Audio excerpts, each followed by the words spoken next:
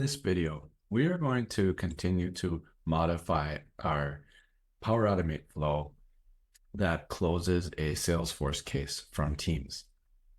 In this scenario, we have two users who are primarily responsible for answering the questions that appear in the Teams channel. And what we want the flow to do is, depending on who is actually closing the case from Teams, so the user that's actually sending the tagging the department account and entering the Salesforce case number and then hitting send, that's going to update the case in Salesforce by changing the owner to that person and then closing the case. So in order to do that, we need to insert a condition right here. So let's go ahead and do that. So the condition is going to come after the get records case action. And the condition parameters, we want to select the user display name from the trigger. So if we just search here, user display,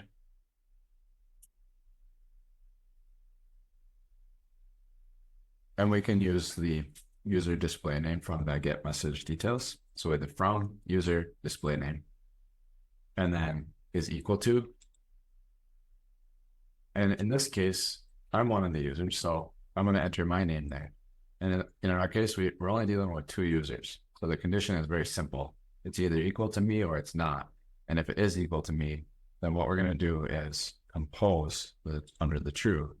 We're going to compose my Salesforce user ID. So you need to first obtain the Salesforce user IDs of the users. So in this case, it'll be, I'm going to change the title here. So it reads as Salesforce user ID dash and then my name. So I have a quick look into who's who here.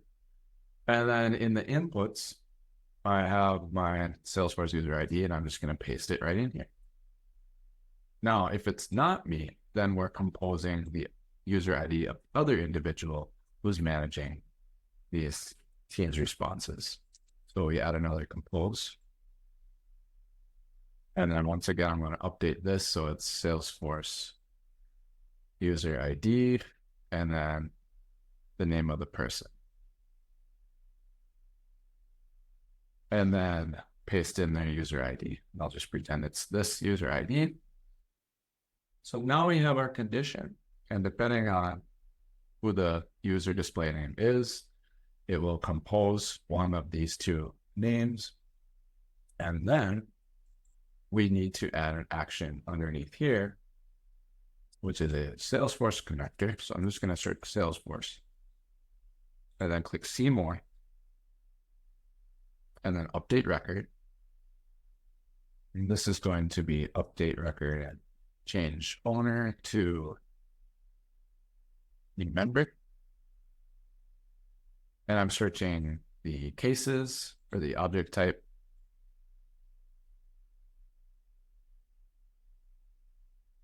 And my record ID is going to be the record ID from the get records case action. So case ID is what we want. And then under advanced parameters, if we click here, we can search for the field that we want. It's called owner ID. We select owner ID. And then in the owner ID input here, we are going to put the outputs of both of the compose actions. So both, and it will only populate with one, of course, and update that case, changing the owner name from the department account that it was created under, or the case queue, I should say, to the user. And then after that action, it will close the case. Great. But there's one more thing I want to do to make this flow just a little bit better. And I'm going to add an action at the very end here. This action is going to be reply with a message in a channel.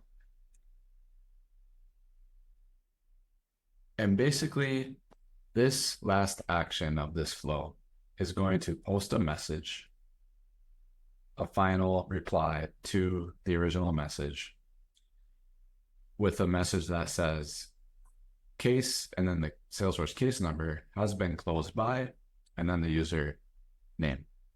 And that will be the indication that once I trigger this flow by tagging the account and adding the case number, it's going to finish by posting a reply underneath that. And that will indicate to me it's done, right? All the subsequent actions ran successfully. I don't need to check Salesforce to see whether the case was actually closed or not, because I see that reply right away. And that tells me that the case was closed. So this is how we stay completely out of Salesforce and manage everything, all the case closure and updates on the case from Teams. We're going to change post as to user. And then here's where we select our channel. And we also need to select our team, Power Automate testing, our channel, which is going to be general. And then finally the message ID. And the message ID is going to be, if we just search message ID, get message details, message ID. Now we compose our message.